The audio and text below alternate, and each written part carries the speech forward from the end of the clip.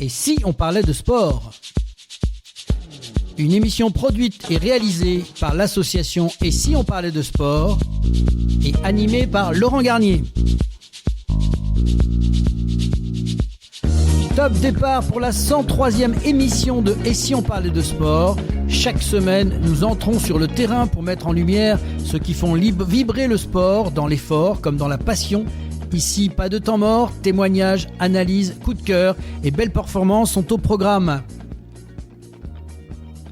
Un grand merci à nos partenaires LG Consultants, Samper Connect, l'agence Bell Ombra et Dialogue Sport qui jouent collectif avec nous chaque semaine. Et bien sûr, merci à notre équipe d'animatrices, d'animateurs, chroniqueurs, consultants, des coéquipiers de haut niveau. Le match commence maintenant. Et si on parlait de sport ?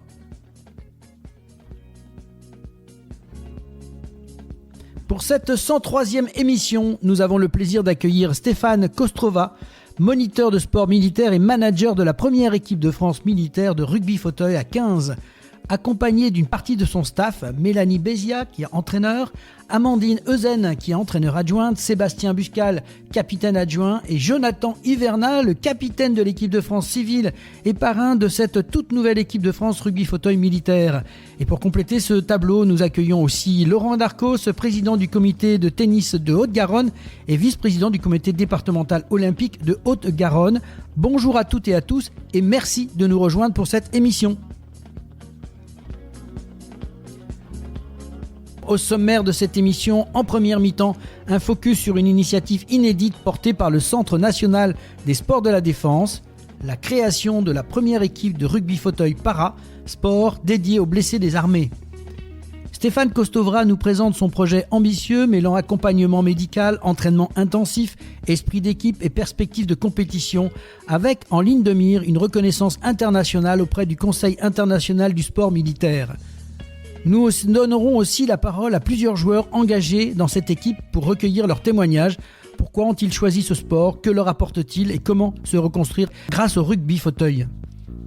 Une émission entre sport et résilience et dépassement de soi. Juste avant la mi-temps, focus sur une nouvelle chronique spéciale sur Roland Garros avec notre chroniqueur David Sedbon, professeur et spécialiste de tennis. En deuxième mi-temps, zoom sur le tennis haut-garonnais avec Laurent Darcos, fraîchement réélu à la tête du comité départemental pour un nouveau mandat.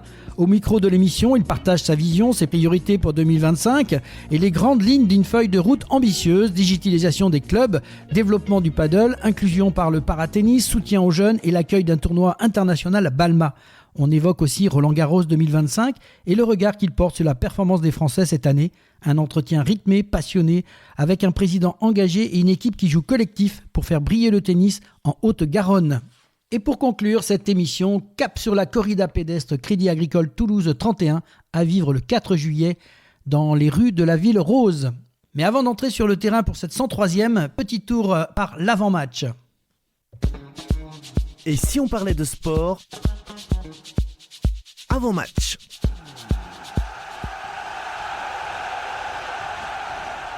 Et les principaux résultats sportifs de cette semaine, on débute par de l'athlétisme avec la Coupe d'Europe du 10 000 mètres à Passé, à côté de Rennes. Les Français Valentin Gaudouin et Félix Bourg ont pris les 2e et 3e places. Alessia Zarbo a également terminé en argent chez les femmes. L'équipe masculine a remporté, elle, la compétition par équipe.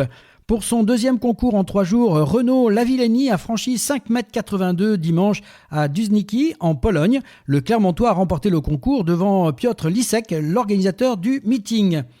En escalade, Coupe du Monde à Salt Lake City, aux États-Unis, l'équipe de France d'escalade poursuit sa belle saison en bloc avec la 2e place de Zélia Avezou, 21 ans. La double championne du monde chez les jeunes s'est hissée pour la première fois cette saison sur un podium en Coupe du Monde.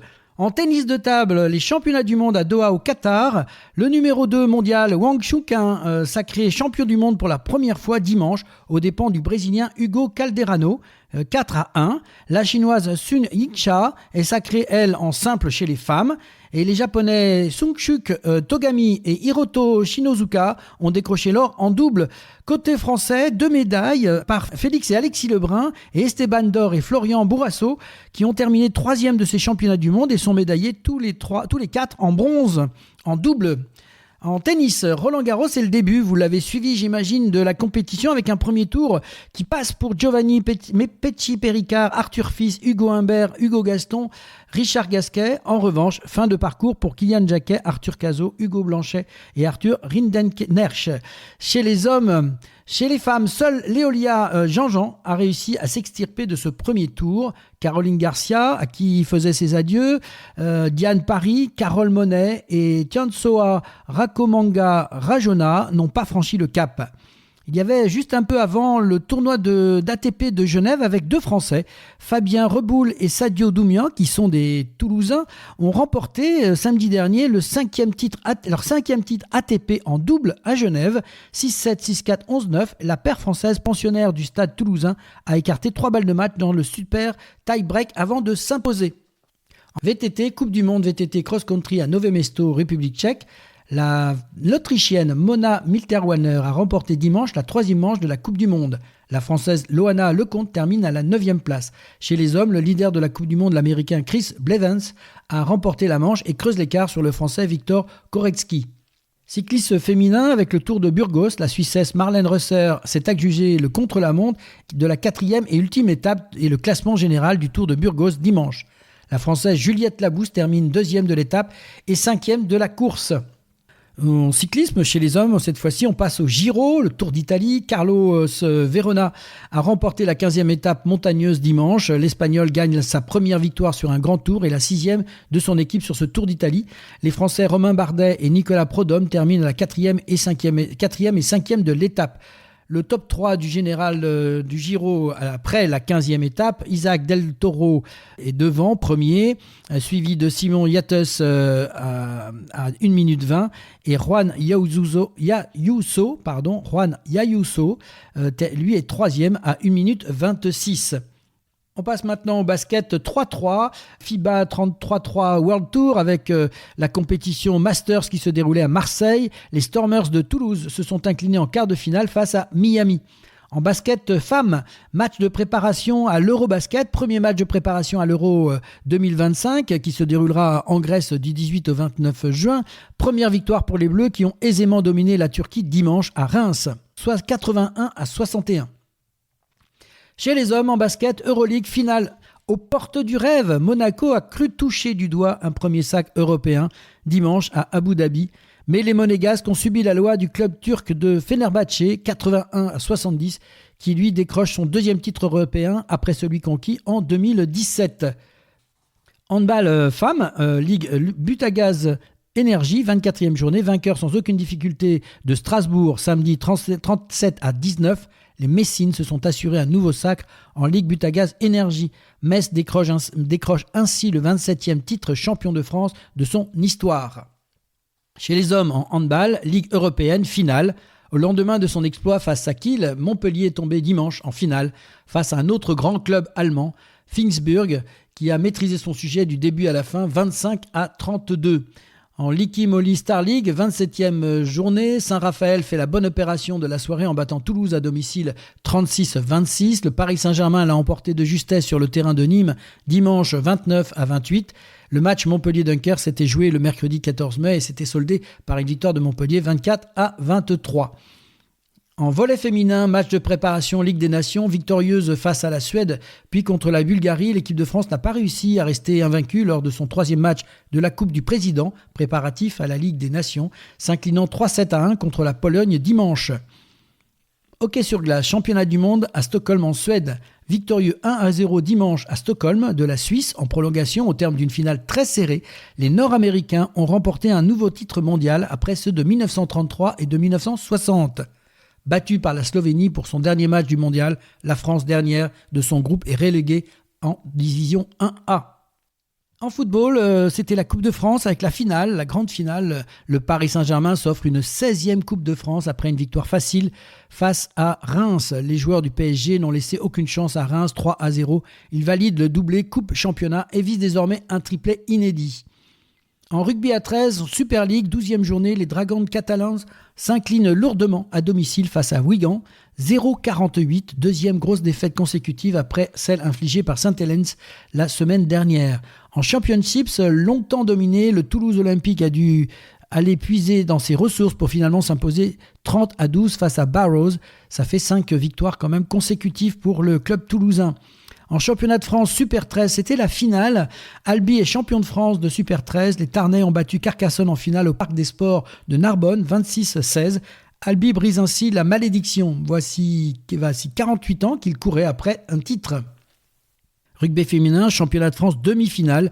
Le Stade Bordelais, double champion de France en titre, a battu l'ASM Romagna dimanche 34-18. Et dans l'autre demi-finale, c'était un derby, le Stade Toulousain a remporté ce fameux derby sur le terrain de Blagnac 27-23. En rugby à 15, avec la Coupe des Champions, à Cardiff, c'était la grande finale. En battant les Saints de Northampton, samedi 28-20, 4 essais à 2. L'Union Bordeaux-Bègles s'est offert le premier titre de sa jeune histoire, succédant à La Rochelle, qui avait gagné en 2022 et 2023, et à Toulouse, qui avait gagné, eux, en 2021 et 2024. En challenge à Cardiff, la finale qui opposait Lyon à Basse. Lyon a été battu par Basse 12-37 vendredi. Les Anglais remportent l'épreuve pour la deuxième fois après leur sacre de 2008. Nous passons à la Pro D2, barrage avec le Provence Rugby qui a fait parler son avantage sur le terrain face à Angoulême jeudi 49-22 lors du premier barrage d'accession au top 14 grâce à ses 6 essais inscrits. Montauban a lui créé l'exploit en remportant le match de barrage vendredi sur la pelouse de Colomiers 23-26. Et pour terminer, en Formule 1, c'était le Grand Prix de Monaco. Parti en pole position, Lando Norris s'est imposé à Monaco pour la première fois de sa carrière. Le pilote McLaren a devancé Charles Leclerc sur Ferrari et son coéquipier Oscar Piastri qui reste en tête du championnat. Max Verstappen sur Red Bull est 4e, Isaac Hadjar sur Racing Bull 6e et Esteban Ocon sur Haas 7e. Et maintenant, place à la première mi-temps de cette émission. Et si on parlait de sport avec nos invités Stéphane Kostrova, Mélanie Bézia, Amandine Euzen, Sébastien Buscaille et Jonathan Hiverna. Et si on parlait de sport, première mi-temps. Et voilà, retour dans l'émission Et si on parlait de sport, et nous avons le plaisir d'accueillir Stéphane Kostovra, qui est moniteur de sport dans l'armée, ancien référent national de la reconstruction de sport au Centre national des sports de la Défense. Le manager de l'équipe, bien sûr, a un staff, et il nous le présente, c'est le soldat Mélanie Bézia, entraîneur, l'adjudant-chef Amandine Euzen, l'entraîneur adjointe, l'adjudant Sébastien Buscaille, qui est le capitaine adjoint de l'équipe. Et absent parmi nous aujourd'hui, on les salue quand même, c'est l'adjudant Claudic Oulmy, qui est le préparateur physique, le sergent Gaël Réchet, capitaine de l'équipe. On ne le présente plus, Jonathan Hiverna, le capitaine de l'équipe de France civile, et qui est finalement le parrain de cette toute nouvelle équipe. Bonjour mon adjudant-chef. Bonjour Laurent. Alors, ancien militaire, donc passionné de sport, il est à l'origine d'un projet unique en France, la création de la première équipe parasport rugby fauteuil pour les blessés des armées. Il œuvre à travers ce projet pour offrir une voie de reconstruction physique, mentale et sociale aux soldats blessés. Son initiative mêle au haut niveau esprit d'équipe et résilience. Alors, merci d'avoir accepté notre invitation. Nous sommes ici au domaine d'Ariane, où a lieu le rassemblement de la première équipe de France parasport de rugby fauteuil. Avant de débuter, Stéphane, quelques mots sur votre parcours personnel et sportif. Donc j'ai un parcours, on va dire, tout à fait normal. Donc je suis dans ma 28e année de service. Je suis un enfant du sport. Donc c'est-à-dire que j'ai signé mon premier contrat en 98 en tant que head monitor éducation physique, militaire et sportif. Et au fur et à mesure des années, j'ai gravi les échelons jusqu'à arriver à adjudant-chef au Centre national des sports de la défense. Et sportivement, déjà, vous aviez une base ? Alors sportivement, à la base, je suis judoka, donc j'ai pratiqué pendant 24 ans, à niveau France et niveau Europe, en équipe, et quitté ce beau sport individuel après de nombreuses blessures, et puis au bout d'un moment, on s'essouffle. Justement, le petit clin d'œil avec quelques mots pour nos auditeurs sur ce qu'est aujourd'hui le sport militaire dans les armées. Alors actuellement, le sport militaire est là pour préparer le soldat physiquement, mais aussi mentalement, en vue de toutes les opérations extérieures ou intérieures actuellement qu'il est mené à faire. Donc si on veut suivre cette carrière-là, quelles sont les portes d'accès ? Alors, je dirais donc qu'il y a peut-être deux profils. Donc, soit la personne a fait des études en STAPS, donc au niveau licence ou master, et donc il pourra mettre ses compétences en avant. Ou si malheureusement il n'a pas suivi ce parcours universitaire, il peut toujours rentrer par rapport à son palmarès sportif, le mettre en avant et mettre ses compétences au profit des soldats. Voilà, ça c'était la petite introduction sur ce qu'est le sport à l'armée, mais ce qui nous intéresse aujourd'hui et ce qui nous passionne, c'est cette équipe de rugby fauteuil dédiée aux blessés des armées que vous avez créée. Qu'est-ce qui vous a motivé pour créer cette équipe ? J'ai quitté le parcours de construction en tant que référent en 2023, juste avant ma dernière participation aux Elitus Games. Et je m'étais tellement investi pendant 6 ans auprès de nos camarades blessés que je ne me voyais pas à l'issue tout arrêter.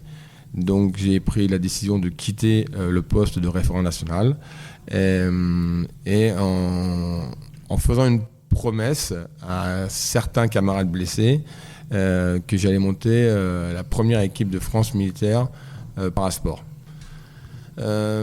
Suite à ça, c'est une histoire aussi de famille aussi, parce que j'ai ma compagne qui m'a beaucoup aidé et qui m'a orienté, qui m'a soutenu pour continuer ce projet qui n'a pas été simple à monter. C'est une création, donc forcément il faut convaincre aussi notre hiérarchie que le projet peut perdurer. Alors justement, quelles sont les grandes étapes de la mise en place de ce projet ? Alors c'est au tout début, c'est un objectif sur 3 ans on avait. Donc la première année, c'était donc 2024, c'était le recrutement des joueurs. J'avais comme mission aussi de créer un staff, parce qu'au début j'étais tout seul. Donc les joueurs plus le staff. En 2025, on doit et on a rencontré les meilleurs joueurs français qui sont actuellement au Stade Toulousain Handisport de Toulouse. Et la prochaine, on va dire, étape, c'est en 2026. On a l'ambition, alors je dis bien on maintenant parce que je suis entouré d'un staff, on a l'ambition de le développer au niveau international, donc c'est-à-dire tout créer. Alors justement, on va faire juste une aparté parce que tu n'es pas tout seul. Et donc, est-ce que tu peux nous présenter cette équipe d'encadrement ? Ça fait un peu équipe de foot. Là, on sent qu'il y a avec toi des gens qui sont là autour de la table. Est-ce que tu peux nous présenter un peu l'équipe ? Oui, tout à fait. Donc moi, je suis le manager de l'équipe. Ensuite, donc l'entraîneur principal, c'est Mélanie Béziat, qui est réserviste au Centre national des sports de la défense et qui est au Stade Toulousain Handisport. Alors, Mélanie, un petit mot, puisque tu es avec nous autour de la table. Qu'est-ce qui fait que tu te sois lancée dans ce projet ? Bonjour déjà. Ça faisait depuis 2017 que je connaissais Stéphane. Et en fait, quand il m'a proposé d'intégrer le staff de l'équipe de France, évidemment, j'ai dit oui. Et évidemment, ça m'a plu, le défi m'a plu. J'adore être au contact des blessés, j'en connaissais certains depuis un petit moment maintenant et le fait d'intégrer ce staff pour être sur un projet sur la durée, c'était quelque chose qui me branchait bien. Ouais. Militaire aussi ou pas du tout ? Pas du tout. Alors grâce à Stéphane, j'ai pu avoir un contrat de réserviste au CNSD, mais j'avoue je connaissais pas du tout, donc j'ai dû apprendre le vouvoyer, à l'appeler mon adjudant-chef et voilà, donc j'apprends tout ça. Une question à la sportive, quel est votre plus grand défi depuis vos premiers entraînements ? Mon plus grand défi, je pense que c'est d'apprendre à connaître tous les joueurs, en fait, tous les joueurs, leur histoire, apprendre à savoir comment ils fonctionnent, connaître les particularités de chacun. Pour qu'un collectif fonctionne, il faut connaître tout le monde, donc pour l'instant, j'apprends à connaître tout le monde et à essayer de mettre une bonne énergie et une bonne synergie entre eux. Vous aviez un peu la passion du rugby, peut-être quand même un peu ? Alors je pratique le rugby, ça fait maintenant 9 ans que je suis salarié du Stade Toulousain Handisport, donc j'ai la chance de vivre rugby fauteuil depuis le début. Côté perso, je joue au rugby aussi à Colomiers depuis 2 ans, mais au rugby depuis 5 ans, donc c'est vrai que... C'est dans l'ADN. On va dire c'est dans l'ADN, même si, comme Stéphane, je viens du judo, donc peut-être qu'on a ce point commun qui est un peu inconscient, mais au final qui nous relie. Donc Stéphane, un entraîneur principal, et alors la suite? Donc ensuite, l'entraîneur adjoint, donc on a Amandine. Je vais laisser se présenter tout simplement. Amandine, qui a un rôle important dans l'équipe aussi. Amandine, bonjour. Alors c'est toi qui soignes les bobos, d'après ce que j'ai compris. Oui, bonjour Laurent. Écoute, je suis en fait infirmière au service de santé des armées et ça a été en fait vraiment mon premier poste. En fait, c'était vraiment d'être là pour les soins premiers des blessés, de connaître les pathologies et puis de pouvoir accompagner chacun en fait dans ce sport. Qui est le rugby fauteuil. Alors qu'est-ce que ce projet à vous en tant qu'infirmière, on va dire, vous apporte physiquement, mentalement et humblement, humainement par rapport à tout ce que vous vivez avec tous ces jeunes? En fait, au début, ça a été vraiment en fait un soutien dans le cadre de mon métier et ça a dépassé cela quand on a rencontré le Stade Toulousain. Ça a été vraiment un réel coup de cœur et puis du coup, c'est devenu une passion d'accompagner et le FM et de se rassembler en tout cas à chaque fois et de pouvoir rencontrer tous ces athlètes et puis et humainement, c'est vraiment quelque chose de très riche en fait. Ça dépasse vraiment le sport en fait. À la découverte du monde du rugby aussi ou vous êtes rugbyman vous-même? Alors pas du tout rugbyman, pas du tout autant dans le sport en tout cas que les autres, mais passionné par le sport et passionné par le sport collectif. Merci beaucoup Amandine. Alors on a dans une équipe, on continue, on a d'autres entraîneurs. Dans l'équipe, il y a qui d'autre alors avec vous? Donc qui n'est pas présent aujourd'hui, malheureusement il habite loin, il habite à Saint-Dizier. C'est Claudic qui est le préparateur physique de l'équipe. Notre capitaine adjoint qui est ici présent. Je vais laisser Sébastien se présenter. Sébastien, bonjour, capitaine de adjoint de cette équipe. Quelques mots quand même sur ce parcours. Pourquoi avoir intégré une telle équipe de rugby fauteuil? Bonjour Laurent, moi je vais faire simple. En fait, j'ai eu la chance de découvrir le rugby fauteuil en 2020 sur le parcours de reconstruction. Et ce qui est assez marrant et particulier, c'est que la personne qui me l'a fait découvrir, c'est toujours Stéphane. J'ai eu la chance après de pouvoir intégrer l'équipe de France des blessés militaires donc, aux Invictus Games de 2023 en Allemagne, où c'était toujours Stéphane qui nous coachait, hein, il s'en préservait bien de nous le dire.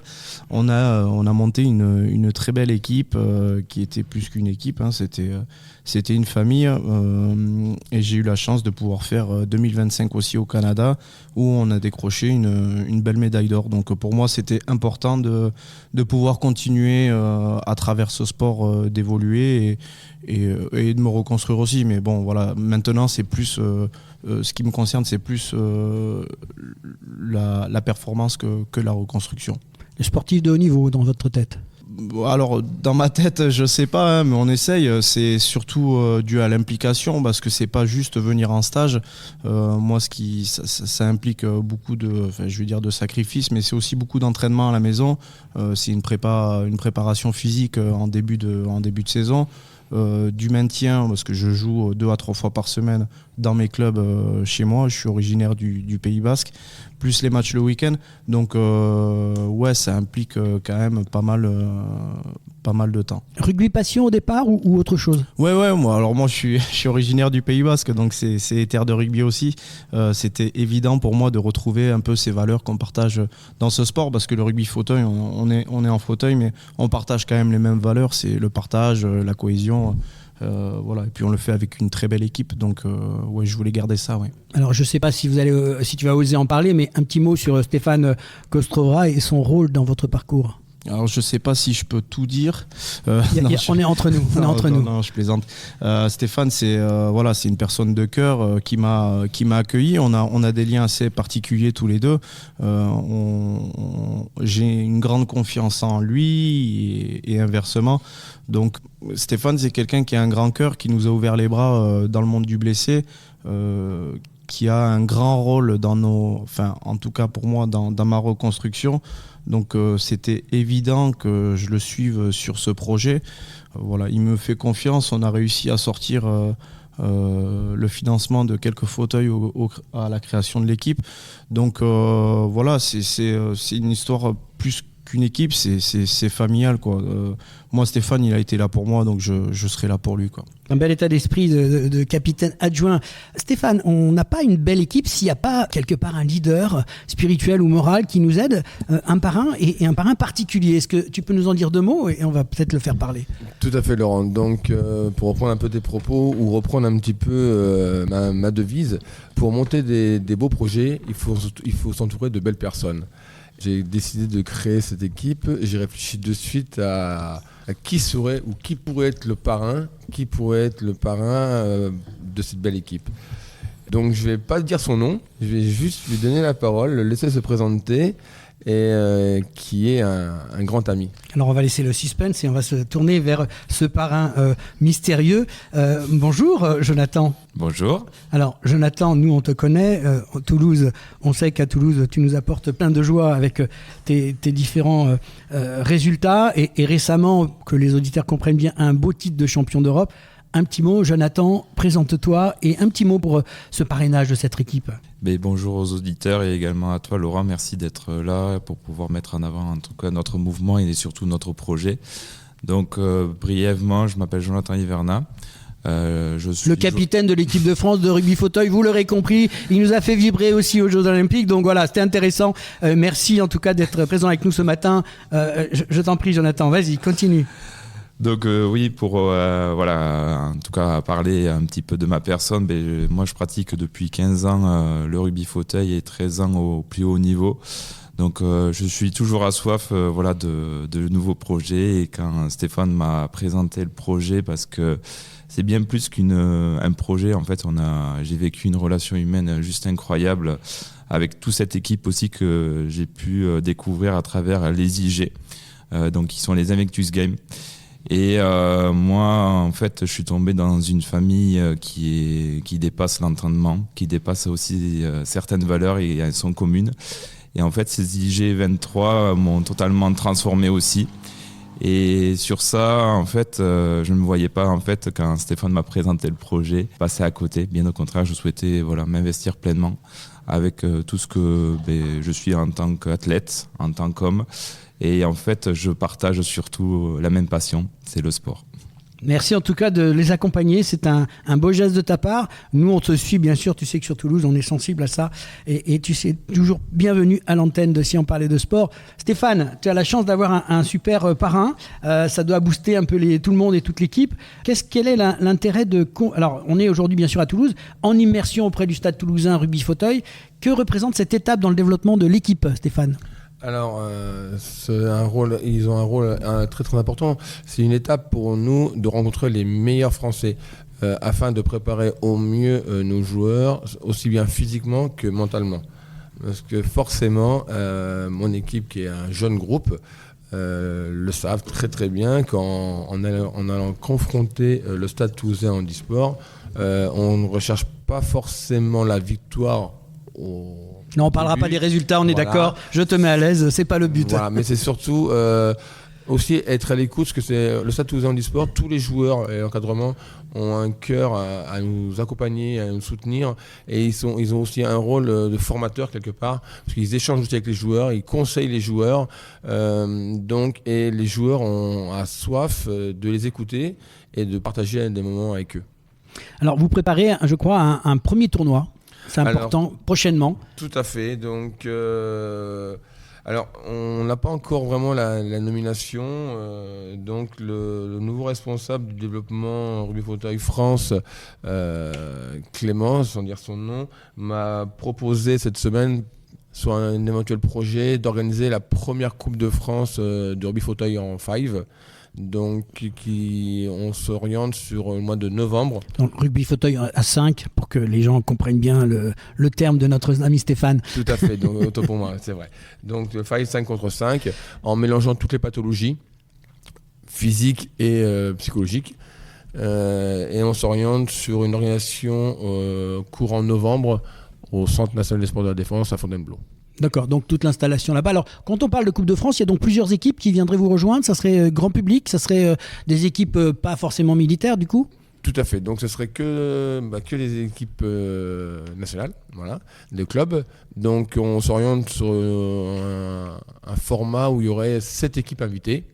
Tout n'est pas encore établi, voilà. Donc, mais ça partirait. On inviterait forcément Toulouse, Paris, Grenoble. Pourquoi pas Perpignan, Carquefou, voilà, tous les clubs qui ont déjà une équipe à monter à Fontainebleau et partager ce grand moment. Bon, donc vous nous serez au courant et on en parlera bien sûr dans l'émission. Alors, à terme, vous visez une reconnaissance internationale auprès du Conseil international du sport militaire. Est-ce que cela signifierait, qu'est-ce que ça va signifier pour vous et vos joueurs ? Alors, pareil avec les membres du staff, on a l'ambition de développer le rugby fauteuil militaire au niveau international. C'est-à-dire qu'actuellement, le rugby fauteuil n'est pas développé dans le côté militaire.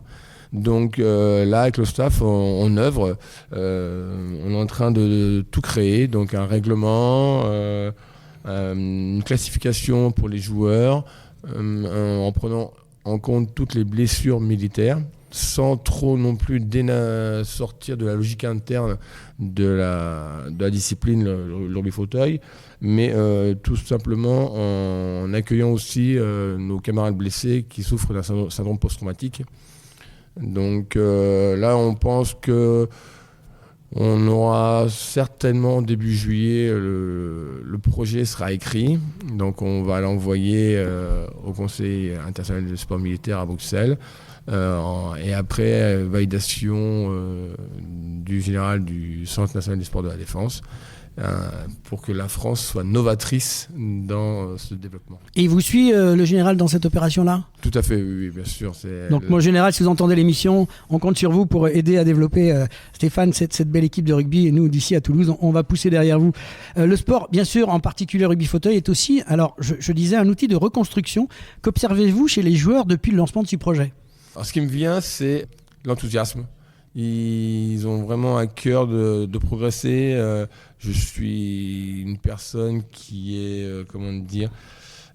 qui demande qui est exigeant. Je suis exigeant avec moi-même, donc forcément, je suis exigeant avec mes joueurs. Surtout que maintenant, comme je leur ai exposé le projet, on n'est plus dans la reconstruction, mais dans la performance. Donc je leur demande beaucoup. Je leur demande pas que seulement pendant le rassemblement. Je leur demande aussi de s'entraîner et de se licencier à un club dans le but de continuer ce que Mélanie met en place lors des entraînements. Quelques mots pour conclure un peu cet échange. Qu'est-ce que vous diriez justement à des...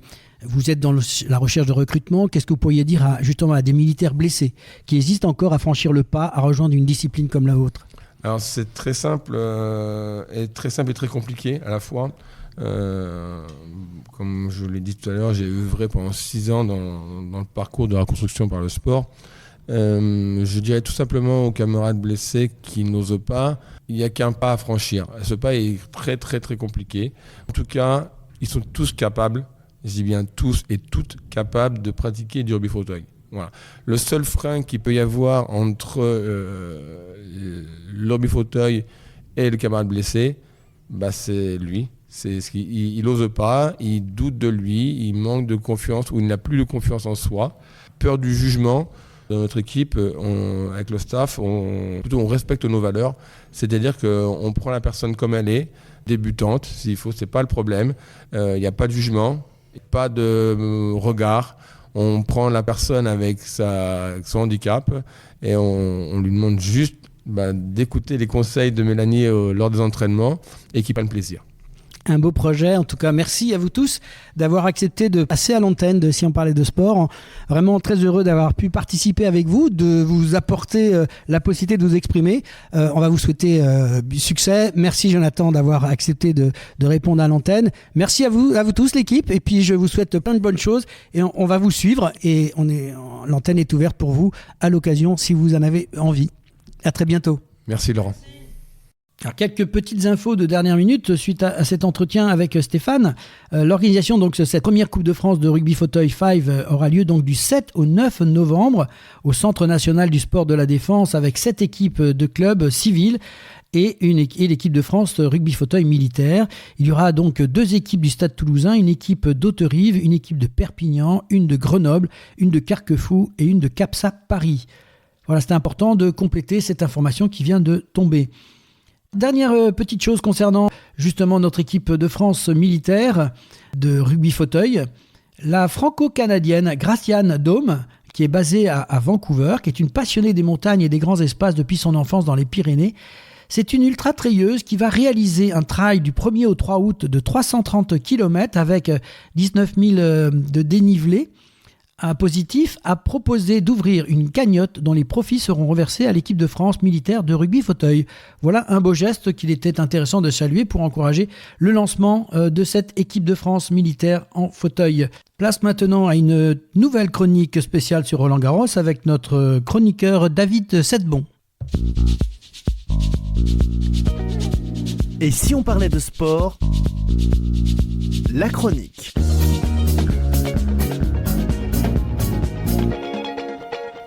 Et oui, direction Porte d'Auteuil, la terre battue, les revers à une main et les glissades. Vous l'avez deviné, c'est une chronique spéciale Roland-Garros. Et pour nous accompagner, notre chroniqueur David Setbon, qui est professeur de tennis au tennis club de Dawson et il est spécialiste de tennis. Bonjour David. Bonjour Laurent. Alors David, ça a démarré à fond avec ce beau soleil. Et avant de parler quand même de jeux 7 et matchs de ce Roland-Garros, quelques chiffres pour rappel qui montrent l'ampleur de ce tournoi en France. Est-ce que tu peux nous donner des chiffres, quelques chiffres? On aime bien ça en fait.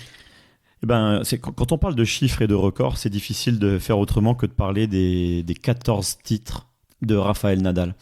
On va en parler tout à l'heure un petit peu parce qu'il y a eu quelque chose pour lui qui a été préparé, mais 14 titres, c'est un record absolu, c'est-à-dire qu'entre 2005 et 2022, il a gagné donc 14 fois pour seulement 4 défaites. Donc on peut dire que c'est le plus grand joueur de tous les temps, largement sur la terre battue. On l'appelle le roi de la terre battue.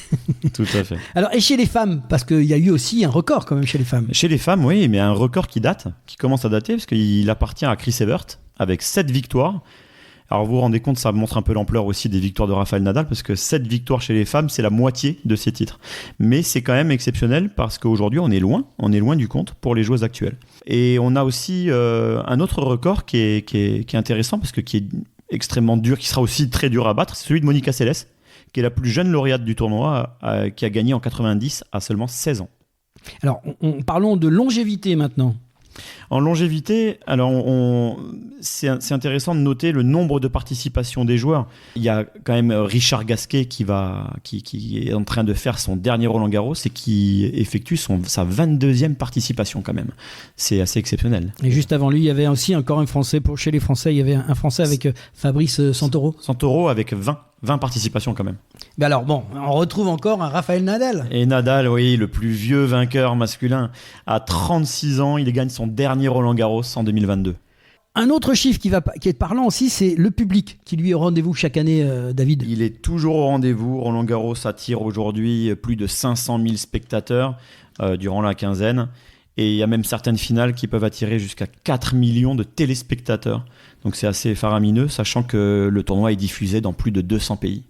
On a eu un démarrage avec cette édition 2025 de Roland-Garros un peu particulière, puisqu'il y a eu, et c'est bien normal, un hommage appuyé rendu à Rafael Nadal. Est-ce qu'on peut dire qu'on assiste aujourd'hui à la fin d'une ère ? Alors oui, sans aucun doute, on assiste à la fin d'une ère. On voit Nadal qui est parti, Federer peu de temps avant qui est parti, deux légendes vivantes. Gasquet qui s'en va à la fin, mine de rien, voilà, qui est un peu qui est de la génération de Nadal. Murray qui est parti. Djokovic, on ne sait pas trop. On sent qu'il a envie de continuer, mais il a dit lui-même que depuis le départ de Nadal, c'était plus pareil. En termes de motivation, on va voir combien d'années il lui reste. On va surtout voir ce qu'il va faire sur ce Roland-Garros. Bien. Imaginons qu'il gagne, ça change un peu nos pronostics. Ça peut changer la donne, ça peut changer sa vision des choses pour la suite. Ouais. On a vu aussi qu'ils ont voulu faire un hommage. Et comment ça a été célébré, cet hommage à celui qu'on surnomme le roi de la terre battue ? C'était un hommage. Je pense que, je connais pas les chiffres, mais je pense que les téléspectateurs ont dû être nombreux sur cet hommage parce qu'il était quand même assez exceptionnel. Enfin, moi, j'ai trouvé très bien, très réussi. Je félicite le tournoi parce que j'ai trouvé que c'était totalement à son image, c'est-à-dire rempli de simplicité, de classe et d'élégance. Et c'est un joueur, encore une fois, qu'on peut aimer ou ne pas aimer. C'est difficile, en tout cas, de ne pas aimer l'homme, pas aimer le personnage. Et moi, c'est ce que j'ai ressenti, en fait, à travers le public. Ce que disaient d'ailleurs certains commentateurs, ils disaient, vous vous rendez compte l'acclamation qu'il a alors qu'il est espagnol. C'est-à-dire qu'on n'a jamais eu ça pour un Français. Et il est espagnol et il est dans le cœur du public. Alors, je pense qu'il a su gagner le cœur du public, non pas uniquement par son jeu et ses victoires, mais surtout par l'homme qui le représente. Je pense qu'il nous l'a aussi bien rendu, parce que dans son témoignage, lorsqu'il parle de la France et de Paris, il le parle vraiment à des termes extraordinaires. Très élogieux, et je pense que ce qui résume tout, c'est quand il dit « Vous m'avez fait sentir comme un Français de plus ». Ça veut tout dire. Moi, il y a une des choses qui m'a touché aussi dans son attitude, c'est son geste vers tous ces gens qui sont ce qu'on appelle les gens de l'ombre. Que ça va du balayeur du terrain, en passant par toutes les personnes qui s'occupent de l'accueil, qui lui réservent des équipements. Enfin, et il a été vers eux. Il a été vers eux tout simplement parce que ce sont des gens qui sont là depuis longtemps, et Nadal a toujours été vers eux pendant le tournoi. C'est-à-dire qu'il a toujours eu un geste envers ces gens-là qui, justement, comme vous dites, sont considérés comme des gens de l'ombre, alors qu'ils font, sans eux, il pourrait pas y avoir de tournoi. Et Nadal a conscience de ça. Et ça montre encore la personne humaine qu'il est. Ça peut aussi montrer, et je pense que ça peut peut-être donner des idées à beaucoup, ce que c'est que la marque d'un grand champion. La marque d'un grand champion passe d'abord, pour moi en tout cas, par l'attitude. L'attitude, l'image qu'il renvoie, de manière la plus naturelle qu'il soit, parce qu'il fait zéro effort. Il est comme ça, il a cette humilité-là. Et d'ailleurs, beaucoup de joueurs le disent aussi sur les plateaux. Ils disent que Nadal, dans les vestiaires, il fait l'unanimité. Il va vers tout le monde, il est aimé par tout le monde. Et puis, on se rappellera encore longtemps de ces glissades, de ces accélérations, de ces coups fulgurants sur le terrain. De cette puissance, mais surtout de cette mentalité de guerrier, de ne jamais rien lâcher, de toujours y croire, de se battre sur toutes les balles comme si c'était une balle de match. Quel beau message. En tant que professeur, vous pouvez vous en servir pour vos jeunes en disant ne lâchez pas. Bien sûr. C'est ce que j'essaye d'inculquer. Mais c'est toute une mentalité, et ça se forge au fur et à mesure. C'est compliqué. On va passer maintenant quand même à ce Roland-Garros 2025. On va un petit peu parler maintenant des résultats. Et combien de Français et de Françaises d'abord sont au départ de ce Roland-Garros ? On avait 28 joueurs au départ. 27 Français. 27 Français, ça, pardon. Ouais. 27 Français au départ. Et 4 se sont qualifiés. 3 hommes, une femme. Kyrian Jacquet, Clément Tabur, Hugo Blanchet et Carole Monet. Donc quand tu dis qualifiés pour le qualifiés public, pour le premier ils tour, sont sortis des qualifications pour rentrer dans le grand tableau. Voilà. Il y a un certain nombre de qualifiés qui peuvent prétendre après à jouer le grand tableau, le tableau final au premier tour. Alors ils ont tous perdu hier en se battant. Il y a eu pas mal de matchs en 5-7 où ils étaient pas loin. Après, bon, forcément, souvent c'est leur premier tournoi au meilleur des 5 manches. C'est pas évident parce que les qualifications, c'est au meilleur des 3 manches. Là, ils n'ont pas l'habitude de gérer 5-7. Le manque d'expérience face à des joueurs un peu plus expérimentés. Bon, on a Hugo Blanchet qui perd contre un autre Français, Hugo Gaston. Donc c'est un moindre mal, on va dire. Il y a Carole Monet qui perd en 3-7.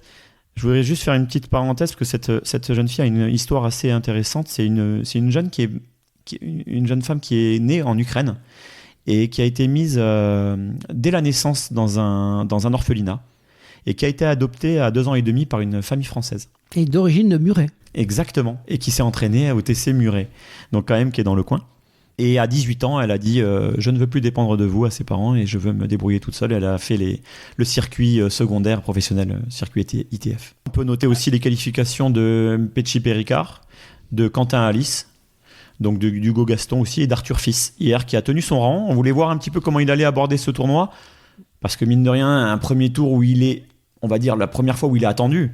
C'est ça aussi le problème de certains joueurs français, c'est les attentes qu'on met autour d'eux. Il faut gérer cette émotion et ce rang, et il a su le faire en perdant juste.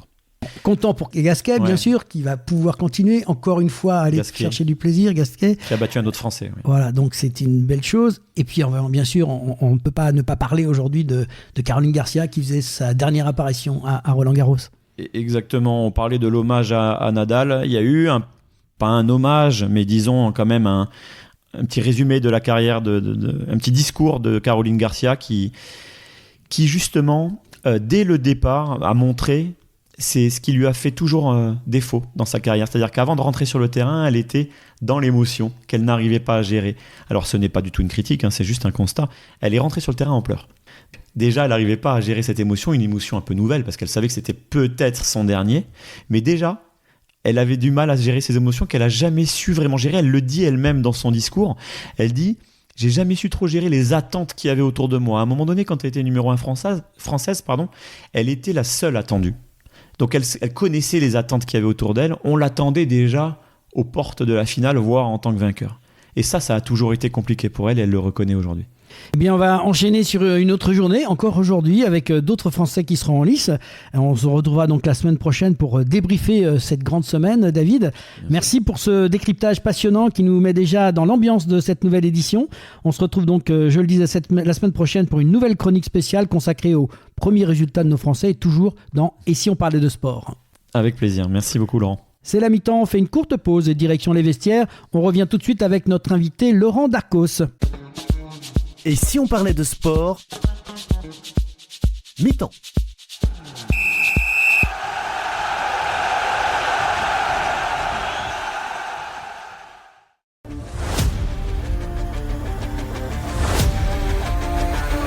Le sport, c'est bien plus qu'un jeu.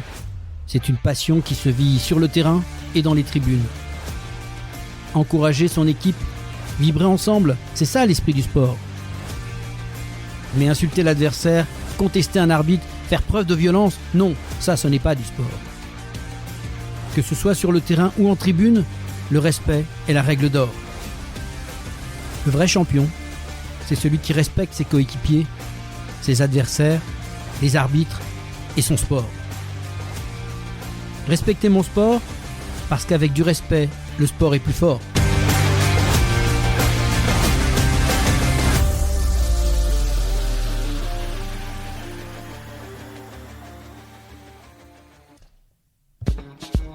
Et si on parlait de sport, deuxième mi-temps. Et bienvenue dans cette émission. Et si on parlait de sport, aujourd'hui, nous recevons un acteur clé du tennis en Haute-Garonne, réélu à la tête du comité départemental pour un nouveau mandat. Il nous partage sa vision pour 2024-2028. Bonjour Laurent Darcos. Bonjour Laurent Garnier. Merci d'être avec nous. Et pour commencer, est-ce que tu peux te présenter aux auditeurs, nous dire un peu ton parcours, ce qui t'a amené à la présidence de ce comité départemental de tennis de Haute-Garonne? Eh bien, je suis tombé très tôt dans le bénévolat, puisque j'ai commencé à l'âge de 20 ans dans mon club de toujours à Portet-sur-Garonne.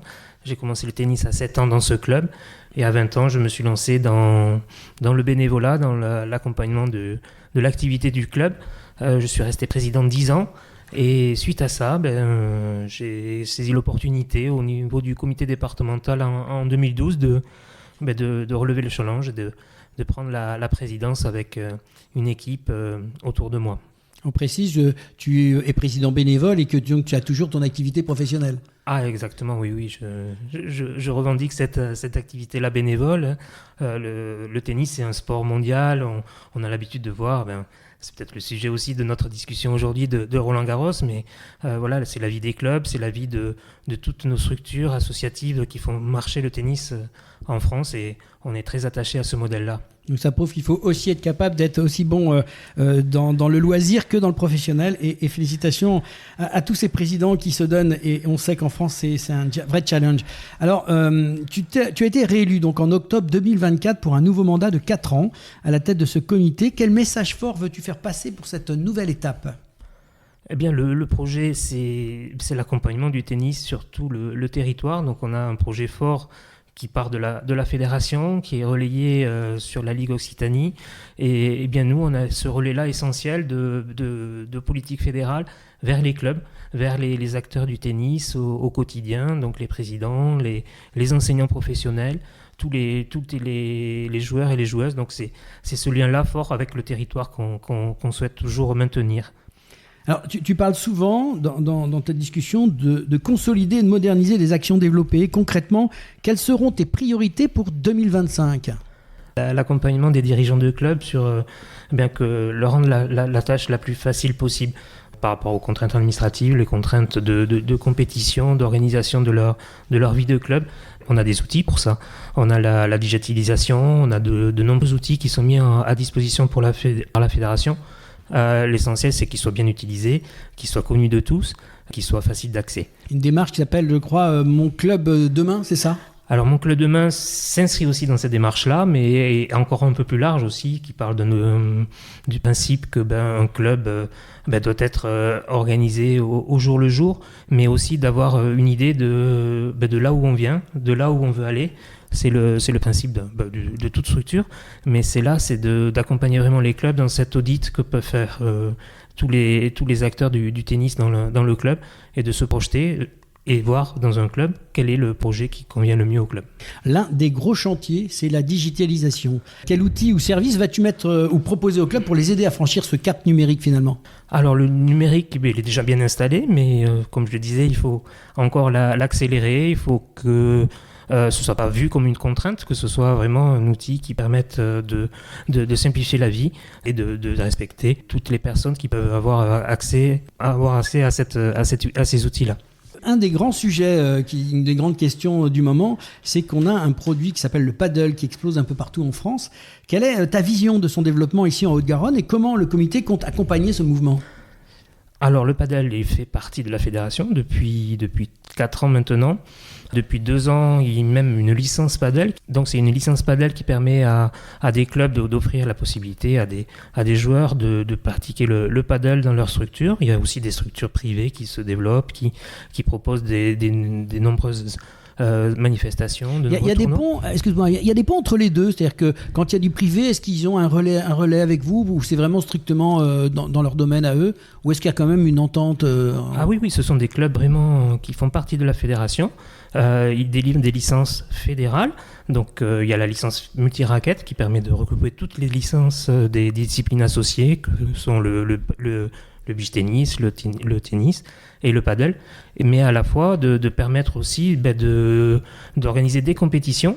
Donc le paddle organise ses propres compétitions, des tournois de paddle, des tournois, et le comité a pris l'opportunité l'an dernier de créer un challenge interclub qui avait vu le jour au mois d'octobre de l'an dernier et qui a été renouvelé cette année, donc avec un beau succès, de nombreuses équipes qui ont participé.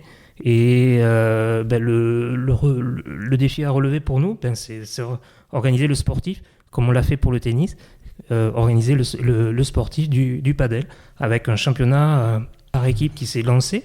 Donc un challenge est propre au département, un championnat sera qualificatif pour le championnat régional. Voilà, donc on est en train de développer, on le voit déjà qu'il y a d'un point de vue plus professionnel, on voit qu'il y a des compétitions que relayent les télévisions. Je pense que c'est un engouement aussi, peut-être, c'est nouveau, c'est peut-être plus facile à jouer, je ne sais pas. Beaucoup de participants, oui, trouvent que c'est plus accessible que le tennis par rapport à le plaisir immédiat de jeu aussi, et de nombreux pratiquants se tournent vers le paddle. Certains viennent du tennis, mais certains viennent directement d'autres disciplines et trouvent une activité sportive régulière via le paddle. Alors, on va parler aussi de ce qui est important quand même dans les vies de tous les jours, de ce qu'on appelle l'inclusion, avec notamment le paratennis. Donc c'est quand même un sujet, j'imagine qu'au niveau d'un comité, de la ligue, comme la fédération s'en occupe, qu'est-ce que vous avez comme action ? Quels sont les clubs effectivement vers qui les personnes qui souhaiteraient jouer au tennis fauteuil, c'est ça, pourraient se tourner ? Alors on accompagne certains clubs qui ont fait cette démarche-là de proposer une activité paratennis dans leur club. Alors c'est pas une vision élitiste, c'est vraiment des pratiquants qui, suite à des accidents de parcours, à des accidents de la vie malheureusement, mais c'est peut-être pas fini au niveau du sport, c'est leur dire mais oui, vous avez joué au tennis, vous pouvez vous lancer dans cette pratique-là. Donc je citerai un exemple, le tennis de Cugnot qui organise de nombreux tournois au niveau amateur.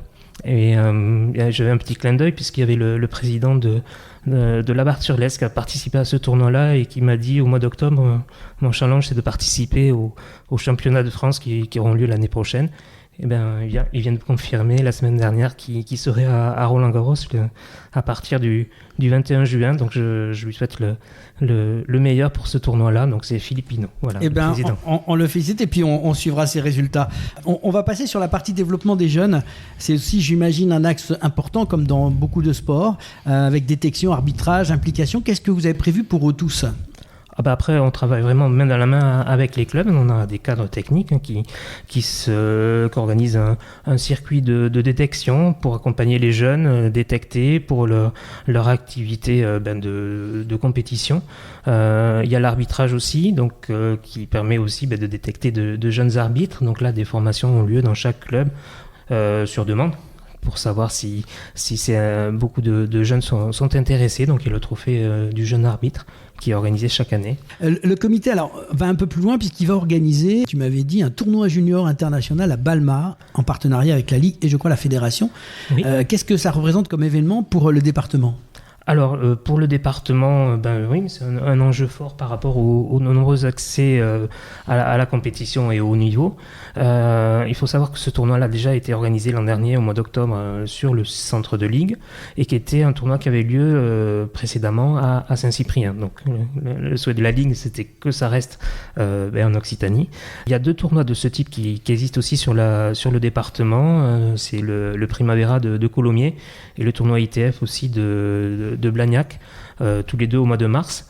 Et donc le souhait du comité départemental, c'est de s'associer avec la Ligue et de proposer un bel événement sur la Ligue et sur le département pour nos jeunes joueurs internationaux, puisque ça va s'adresser à de nombreux joueurs internationaux sur le centre de Ligue. On peut resituer l'âge à peu près de la génération, les juniors ? 15-18 ans, on va dire. Voilà. C'est ceux qu'on se retrouve peut-être aussi en ce moment sur les terrains. D'accord. À Roland-Garros. Et alors, on a une idée de la date ? Principalement à la 3e semaine d'octobre, D'accord. Juste avant les vacances de la Toussaint. Non, on reprendra date avec vous pour en parler. Surtout que la Haute-Garonne compte maintenant plus de 30 000 licenciés avec une telle progression. D'après toi, quels sont les facteurs qui expliquent cette dynamique ? Alors, je voudrais juste te reprendre, Laurent, puisqu'en fait, c'est 31 000 licenciés depuis une semaine à peu près. Voilà, le nouveau record du comité départemental.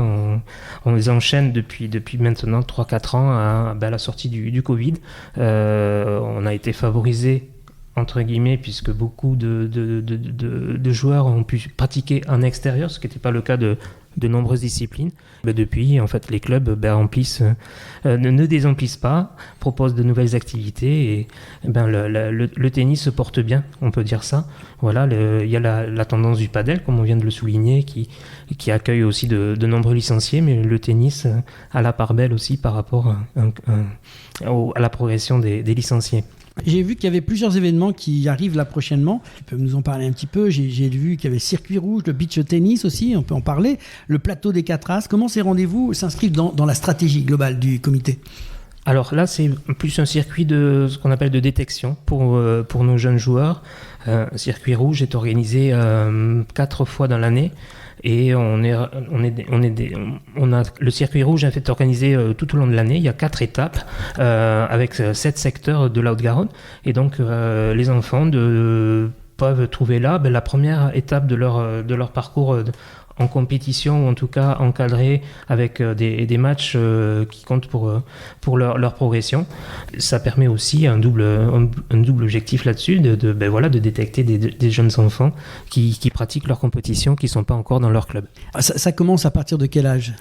Alors c'est très tôt, c'est 6 ans, 8 ans. Voilà. D'accord, oui, mais c'est important. Et le niveau rouge, il s'explique par le fait que c'est une balle rouge, d'accord, qui est un peu plus grosse qu'une balle classique qu'on a l'habitude de voir et qui est beaucoup plus souple et qui permet aux enfants de ne pas être dépassés par la vitesse de la balle et d'avoir une balle adaptée à leur morphologie et à leur capacité physique. Alors un petit mot sur le beach tennis, parce que ça j'ai découvert, j'aimerais que tu m'en parles un petit peu.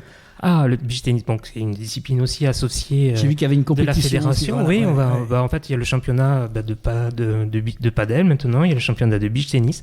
C'est organisé par le comité départemental, à savoir qu'il est qualificatif aussi pour le championnat régional. Et le beach tennis, on voit le beach volley, c'est l'exacte reproduction de cette compétition-là, avec des raquettes et avec des... Mais alors, pour les gens qui ne connaissent pas, qui ne pratiquent pas, comment ça se présente? Parce qu'en fait, il n'y a pas de rebond au sol. Non, parce que le sable ne permet pas d'avoir de rebond. D'accord. Donc ça se joue vraiment qu'à la volée. Qu'à la volée, d'accord. Voilà, des dimensions d'un terrain de volée. Et après, Donc le filet, bien sûr, est au niveau il est bas. Ah non, il est haut. Ah, d'accord. Il est comme au volley. Voilà. D'accord, voilà, c'est des explications qui étaient Voilà, importantes, oui. qu'on se représente un peu la discipline. Voilà. Et ça se joue avec le score du tennis. Voilà. Et le dernier petit point, j'ai noté le plateau des 4 As. Un petit mot là-dessus? Oui, le plateau des 4 As, c'est exactement aussi la suite de nos circuits de détection que l'on organise dans les clubs tout au long de l'année. Alors maintenant, on va sortir un peu du département, mais le tennisman que tu es doit en ce moment un peu bouillir. On est en pleine quinzaine de Roland-Garros. Quel regard tu portes sur cette édition 2025 et notamment sur, on espère, les perfs de nos futurs Français ou Françaises? Ah de toute façon, c'est toujours un émerveillement. En plus, on voit ce stade qui a évolué de façon magnifique depuis 4-5 ans. On voit un nouveau central, on voit de nouveaux terrains annexes et l'engouement qu'il y a, le public qui répond présent. Là, on parle du tournoi qui vient de débuter hier. C'est le ça. tournoi officiel, mais depuis une semaine, il y avait les phases qualificatives avec plus de 10 000 personnes qui se sont déjà pressées sur les terrains de la Porte d'Auteuil. Alors, côté français, il y a quelques jeunes qui sont sortis, comme on dit, des qualifs. Il y a 3 garçons et une fille. C'est l'opportunité pour ces tournois du Grand Chelem pour de nombreux joueurs d'entrer dans la grande compétition. La plupart sont sur des tournois secondaires tout au long de l'année.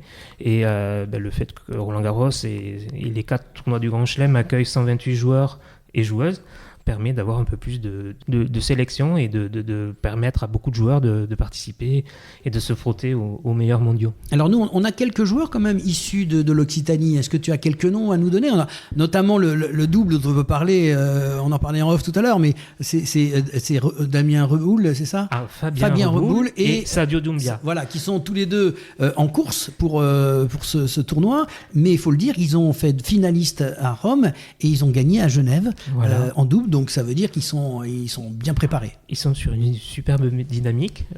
Donc Fabien qui est du Stade Toulousain et enfin aussi Sadio Doumbia, donc une belle équipe qui s'est formée suite aux Jeux Olympiques. Même avant. Un petit peu avant. Un petit peu avant, voilà, oui. Et Fabien avait été sélectionné, oui, comme joueur de Coupe Davis. Il n'avait pas pu jouer malheureusement, il s'était blessé. Mais en fait, ils ont gardé cette belle dynamique d'une équipe de copains. Ils sont 2 et vraiment, leurs performances sont vraiment exceptionnelles. Et depuis 2 ans, ils participent à tous les tournois du Grand Chelem. Donc, en ayant été finaliste à Master 1000, en ayant gagné un tournoi préparatif, ça permet... allez, on croise les doigts pour eux. On croise les doigts. Alors, d'autres joueurs venant d'Occitanie? Alors, le premier d'entre eux, par rapport à notre vécu toulousain, c'est Hugo Gaston, voilà, qui vient de se qualifier. Tout à fait. Cet après-midi. On a aussi Arthur Cazot, voilà, et de Haute-Garonne, une jeune fille qui s'est qualifiée, c'est Carole Monet, puisqu'elle est originaire de Muret. Elle a parcouru la Ligue pour sa formation, mais elle est originaire de Muret. Donc là, elle va jouer dans le grand tableau, donc avec une belle chance de se qualifier pour le second tour. Et si on dépasse un tout petit peu l'Occitanie, quels sont pour toi tes pronostics, connaissant un peu le monde du tennis par rapport à nos jeunes Français, mais peut-être un peu loin sans être trop chauvin, les joueurs en lice? Parce qu'il n'y a plus Nadal aujourd'hui. Ah ben non, Nadal a levé le pied là, depuis 1 an pratiquement déjà. Mais... Et puis il a reçu un très bel hommage. Ah oui, c'était magnifique. Je pense que là, la plupart de tous les fans de tennis et même du sport en général ont dû être admiratifs de ce qui s'est passé hier sur le cours Philippe Chatrier. Oui. Et donc pour les favoris, ou en tout cas ma vision en tant qu'amateur principalement, il y a toujours un trio qui va se dégager avec Alcaraz, avec Sinner et Zverev. Donc ça c'est, et peut-être des outsiders, ceux qui ont toujours été. Il y a le jeune français Fils là qui est en train Arthur de. Fils, qui les a titillés, qui nous a même battus lors des tournois préparatifs. Il y a Lorenzo Musetti là qui est vraiment sur une belle ascension depuis quelques semaines. Donc peut-être une belle opportunité pour lui. Chez les femmes, c'est un petit peu... C'est ouvert aussi. Ouais. Iga Swiatek était un peu en difficulté. Aryna Sabalenka veut gagner son premier Roland-Garros. Et oui, c'est ça, elle n'a pas encore gagné. Et puis on aura un petit regard sur, bien sûr, un garçon comme Gasquet, dont ça sera le dernier tournoi aussi de Roland-Garros, il l'a annoncé, et bien évidemment Caroline Garcia. Eh oui. Alors, Richard Gasquet, c'est même plus que son dernier Roland-Garros, c'est son dernier match de sa carrière qui aura lieu ces prochains jours. Et Caroline Garcia, qui avait annoncé un petit peu par surprise que ce serait son dernier aussi Roland-Garros, même si elle parcourra encore un petit peu le monde du tennis pendant les mois qui viennent. On peut leur tirer de toute façon déjà à tous les deux un grand coup de chapeau pour leur carrière. Laurent, si on devait résumer en une phrase ton souhait pour les 3 années à venir, en tant que président, parce que maintenant il ne reste plus que 3 années déjà, ça a passé vite, tu l'as dit très justement, ça serait quoi ? Moi, c'est le plaisir de jouer au tennis, que tous les pratiquants puissent pratiquer et avoir le bonheur d'être sur un cours de tennis et de padel aussi, et que nous soyons le relais pour organiser les meilleures compétitions possibles, on fasse briller les étoiles des enfants aussi par rapport à leur parcours. C'est tout simplement cela. Merci Laurent pour cet échange riche et inspirant. Un président finalement pleinement engagé, une équipe dynamique et un tennis haut-garonnais qui ne cesse de progresser. On vous souhaite à toute cette équipe beaucoup de réussite pour cette nouvelle mandature. Et bien sûr, la porte de Et si on parlait de sport reste grande ouverte et vous revenez quand vous voulez. Merci Laurent. Place maintenant à un événement emblématique du calendrier toulousain, la corrida pédestre Crédit Agricole Toulouse 31, qui est à l'honneur dans cette nouvelle chronique.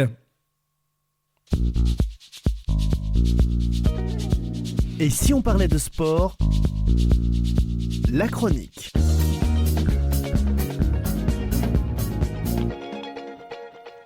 Et aujourd'hui, nous vous emmenons au cœur d'un événement incontournable de la course à pied, la corrida pédestre Crédit Agricole Toulouse 31.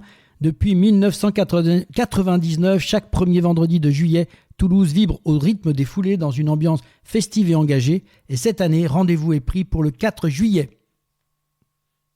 Bonjour à tous et bienvenue, je suis ravi de vous retrouver pour cette nouvelle chronique où nous partons à la rencontre de la corrida pédestre Crédit Agricole Toulouse 31, un événement emblématique de la course à pied qui se tient chaque premier vendredi du mois de juillet depuis 1999. Cette nouvelle édition aura lieu le 4 juillet prochain. C'est un événement engagé avec de fortes valeurs environnementales. C'est donc tout naturellement que nous avons voulu rencontrer certains de ces partenaires RSE qui œuvrent aux côtés de la course pour la rendre la plus responsable possible. Mais avant de les découvrir, accueillons Jacques, responsable RSE de l'association.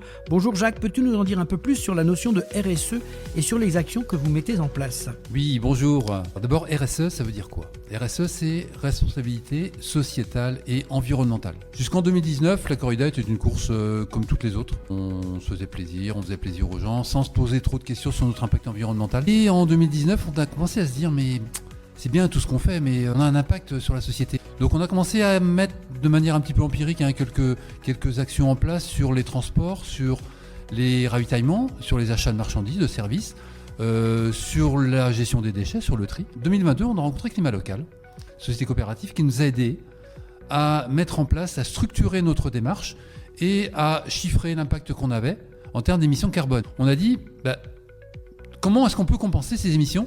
Donc on replante le nombre 57 tonnes, c'est 570 mètres linéaires de plantation qu'on refait chaque année.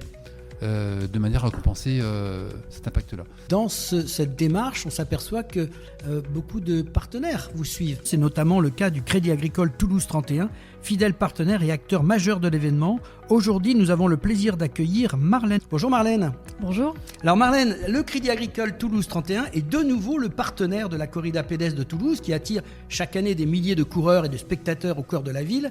Ce soutien n'est pas anodin.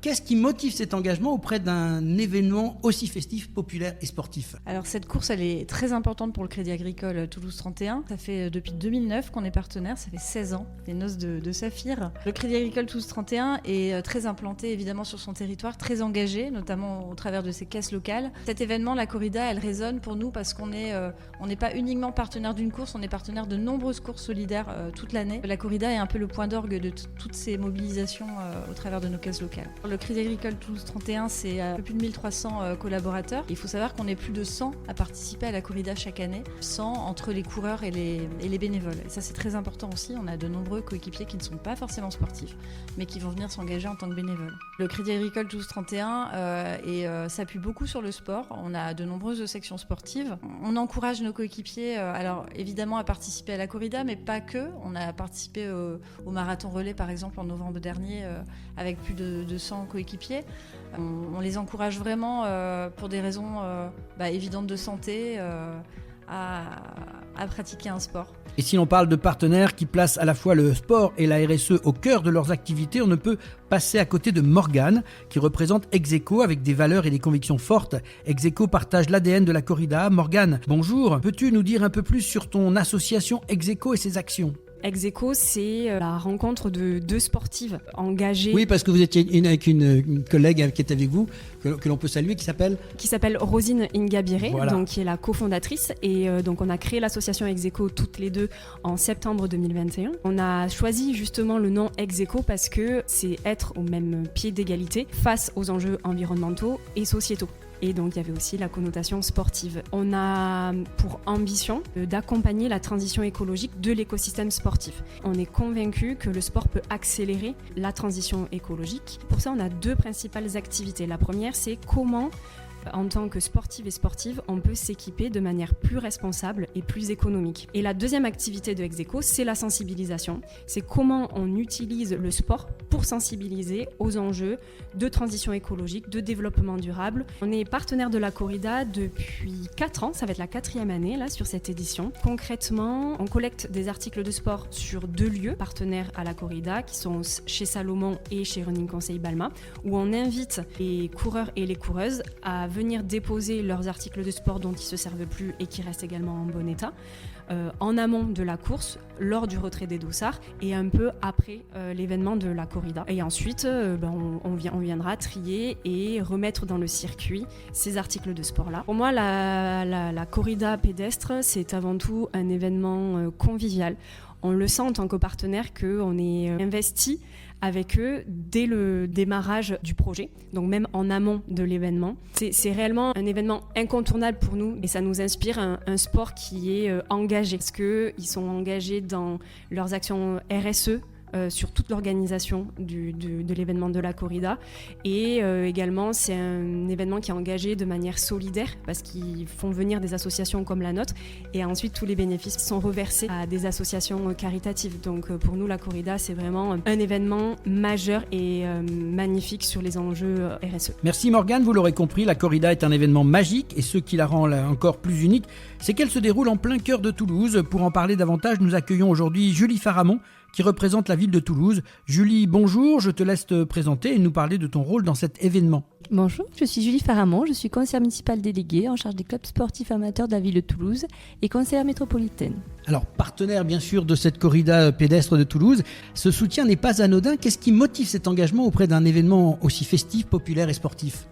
Mais vous l'avez dit, c'est un engagement de longue date, c'est un événement qui se partage entre les coureurs, c'est des passionnés qui sont présents et pour nous c'est pour ça que c'est important d'être auprès de la corrida pédestre. Vous savez, c'est un moment de partage entre personnes qui aiment le sport, effectivement, et même des personnes qui n'en ont jamais fait, c'est quelque chose qui est possible. Les organisateurs sont vraiment des passionnés et il y a cette transmission entre les organisateurs, les coureurs, ils se sont entourés de partenaires qui ont cette même valeur, ces mêmes valeurs et cette même identité qui permettent du coup d'avoir cet aspect environnemental important avec une notion forte. Chacun va apporter le meilleur en fait. L'équipe c'est très important, tout seul on peut moins faire de choses qu'ensemble et chacun va apporter le meilleur en fait et c'est vrai que voilà, c'est important. Pareil avec les équipes techniques de la ville de Toulouse et les équipes de la corrida pédestre, c'est quelque chose d'important et constructif. Quand on évoque les valeurs d'équipe et de solidarité, de vivre ensemble, On pense aussi aux moments de partage. Ces moments passent par des ravitaillements et des rafraîchissements. C'est là que la corrida pédestre a su bien s'entourer. Toujours dans une démarche d'éco-responsabilité, elle s'associe à TerAsur, un partenaire clé dans cette initiative. Et nous avons avec nous Christopher qui va nous parler de TerAsur, une entreprise spécialisée dans les produits bio et locaux. Bonjour Christopher, pourrais-tu nous en dire un peu plus sur votre société, votre partenariat avec la corrida ? Bonjour Laurent. Alors nous, TerAsur, on fait partie du groupe Pomona qui est grossiste alimentaire. Ça fait maintenant longtemps qu'on a embarqué dans cette corrida pédestre puisque ça fait 4 ans que nous sommes partenaires. Dans notre rôle de grossiste alimentaire, TerAsur s'occupe plus spécifiquement du poisson et du fruits et légumes frais. C'est vous, le ravitaillement, c'est vous. Voilà, le ravitaillement, c'est nous. Et en plus de ça, les coureurs ont la chance de profiter d'un ravitaillement bio et local. Donc on a depuis 2-3 ans maintenant des pastèques bio, on a aussi des abricots bio et des pommes bio. On est sur un bassin de production, donc autant avoir la chance de faire profiter de tout ça aux coureurs qui participent à cette course. Nous, l'engagement, c'est surtout être un partenaire local, et ça, on se devait d'y participer à cette corrida, puisqu'elle est en plein centre-ville. Donc c'est aussi marquer notre empreinte locale et être partenaire d'un emblème tel que la corrida, qui est présente depuis beaucoup d'années. Tout ce qui est RSE aujourd'hui, on sait que c'est tendance pour beaucoup d'entreprises. Pour nous, c'est bien plus qu'une tendance puisqu'on est labellisé au national sur un niveau 2. C'est très important pour le groupe Pomona. On a des plans d'action qui sont mis à jour presque quotidiennement. On a réussi à motiver tout le monde et à créer chez nous aussi un vrai événement. D'ailleurs, on a des affiches dans les bureaux qui font le compte à rebours pour la corrida. On a motivé tout le monde. L'année dernière, je crois que c'était une 30aine de collaborateurs qui avaient participé sur 130, donc on était aussi très contents de créer un événement autour de ça. Et puis on va un peu plus loin puisqu'on crée aussi un moment sympa pour les collaborateurs, donc on se rejoint après la course pour la partie la plus sympa, donc partager un moment ensemble et puis manger un bout après la course. Voilà, vous avez découvert quelques-uns des partenaires engagés de la corrida pédestre de Toulouse qui œuvrent ensemble pour faire de cet événement une véritable réussite, alliant sport, solidarité et respect de l'environnement. Grâce à leur implication et leurs valeurs partagées, cette course emblématique continue de grandir et de s'imposer comme un rendez-vous incontournable chaque année. Il est temps de rejoindre cette aventure unique qui se déroulera, je le rappelle, le 4 juillet prochain. Nous vous remercions de nous avoir suivis aujourd'hui et nous vous donnons rendez-vous sur la ligne de départ de cette nouvelle édition. À très bientôt. Le match est terminé, mais le sport continue. Place maintenant à l'agenda de la semaine avec les temps forts à ne surtout pas manquer. Et si on parlait de sport ? Fin du match. C'est la fin du match et de cette 103e émission avec les grands rendez-vous sportifs de votre semaine. On continuera donc toute la semaine avec le tennis Roland-Garros du 25 mai au 8 juin qui se passe à Paris.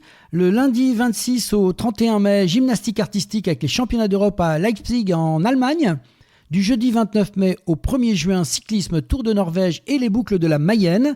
En aviron, championnat d'Europe, bassin de Plotvig en Bulgarie.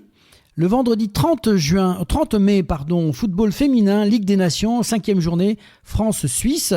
Handball, Liqui Moly Star League, 28e journée, Aix-en-Provence contre Nîmes et Toulouse contre Limoges. Du vendredi 30 mai au 1er juin, karting avec les championnats de France Superkart, Grand Prix de France à Magny-Cours. Du samedi 31 mai au 1er juin, VTT avec la Coupe du Monde Enduro et Descente à Loudanvielle-Péragude en France. En handball, Final Four féminin, les meilleures équipes européennes à Budapest en Hongrie. Le samedi 31, handball, Liqui Moly Star League, 28e journée, Montpellier contre Paris Saint-Germain. En rugby à 15, le top 14, ce sera la 25e journée. Castres contre Bayonne. Racing 92 affrontera Montpellier. La Rochelle affrontera Perpignan et Toulouse affrontera Lyon.